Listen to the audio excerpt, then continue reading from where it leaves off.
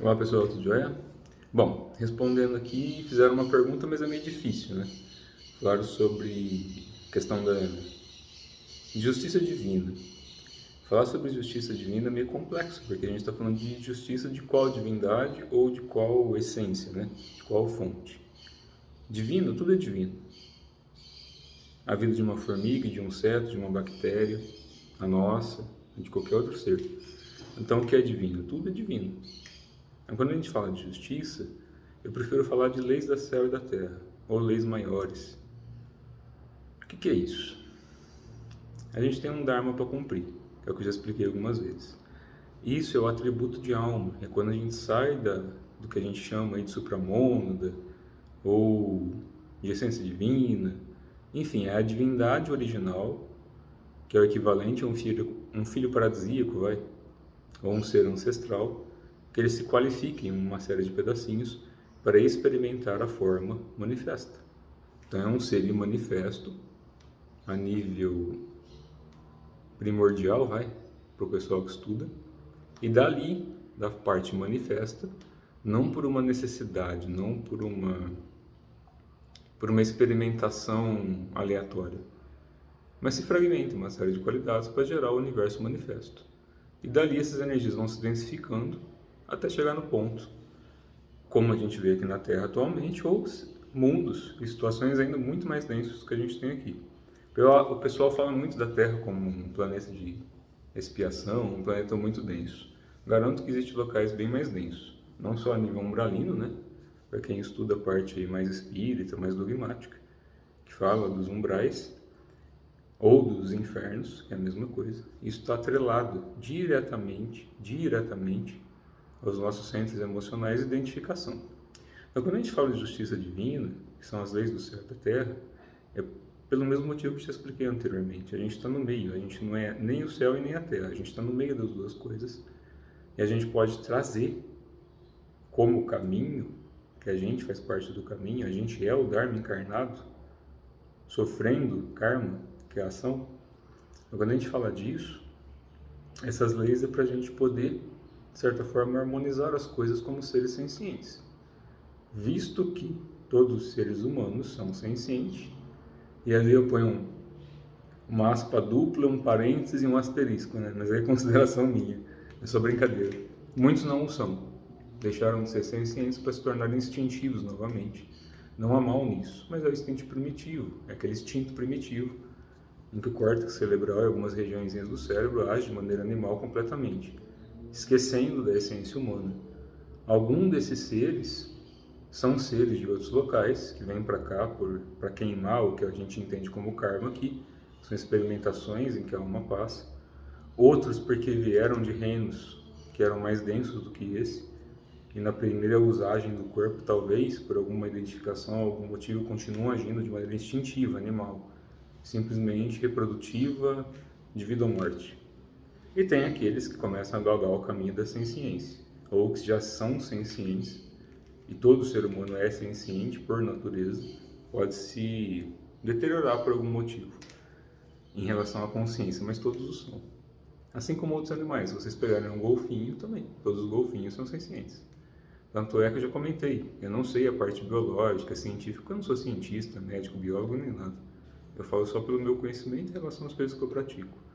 Se vocês pegarem na natureza, existem dois seres que fazem sexo, mesmo que não seja para reprodução, simplesmente pelo prazer, que é o ser humano e os golfinhos. Não que todo animal não queira sentir prazer. Até cachorros chegam a se masturbar. Se vocês pegarem um cachorro, eu sei que isso talvez seja ofensivo para alguns, mas larguem de ser crianças, né? Vocês estão entendendo, começando a estudar. Cachorro se lambe, inclusive os órgãos genitais, e sente prazer nisso. Então todo animal quer sentir prazer. Existe uma parte instintiva no corpo humano de reprodução celular, eu já expliquei sobre a questão. Toda célula quer sobreviver e reproduzir, não importa como, que é para perpetuar a vida biológica. Isso é um instinto primitivo de reprodução celular, porque é a função, assim como o universo, né? O universo se expande assim que as estrelas, planetas, constelações, átomos, tudo isso é uma constante reprodução ou mutação. O nosso corpo passa por isso constantemente a partir do instinto primitivo, que é o instinto elemental básico. A partir dali existe uma senciência, que é a parte sutil do que o pessoal entende aí como alma ou bônus, essas coisas. E aí muda um pouquinho, então a gente pode buscar isso. E as leis divinas, a justiça divina está atrelado. A gente já cumpriu o nosso karma, que são as ações que geram reações, e a gente assumir ou se responsabilizar pelo nosso dharma, que é a nossa forma de trabalhar dentro desse universo de qualquer aspecto, manifesto e manifesto. Quando a gente descumpre o nosso dharma, a gente sofre. Não porque o universo é perverso, a divindade é perversa, porque Deus, o tal, o caminho, ou qualquer coisa que é o nosso mal. É o que eu costumo falar pro pessoal.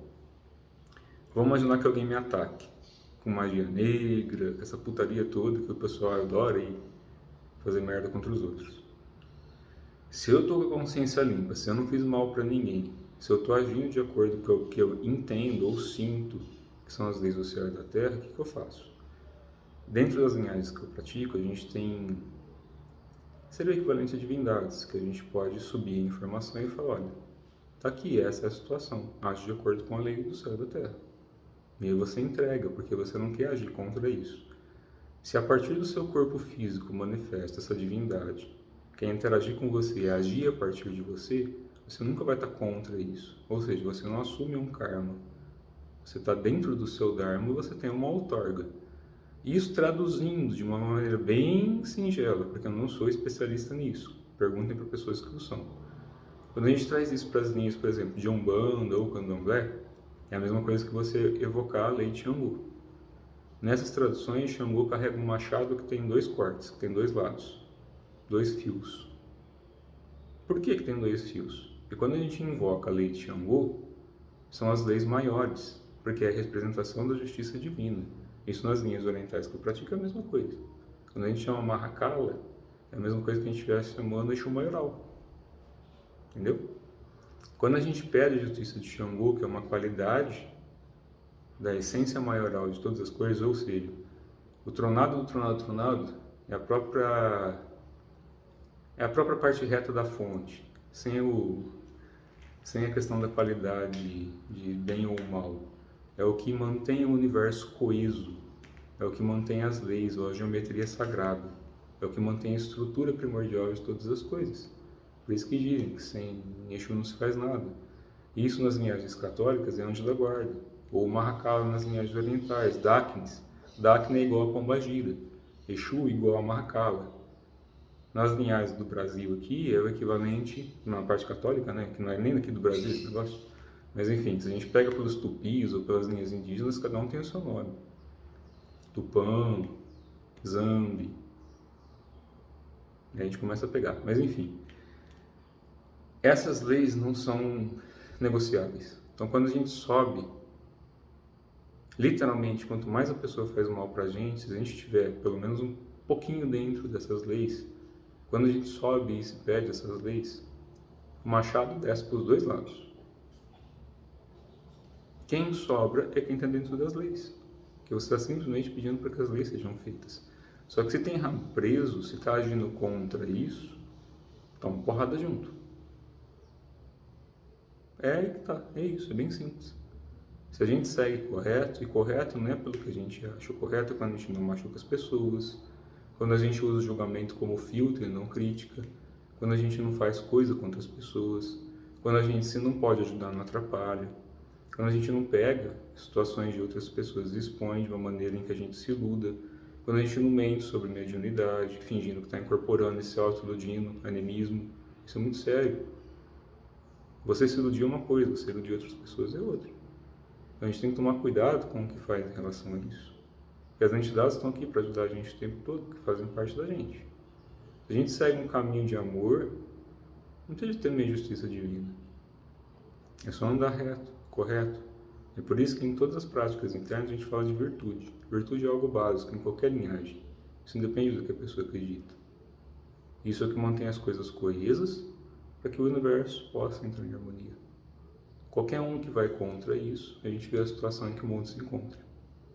Ódio, raiva, luxúria, medo. Simplesmente porque eles cumprem as leis do céu e da terra. Então é só andar reto e justo. Isso não custa caro. Certo? Um abraço a todos.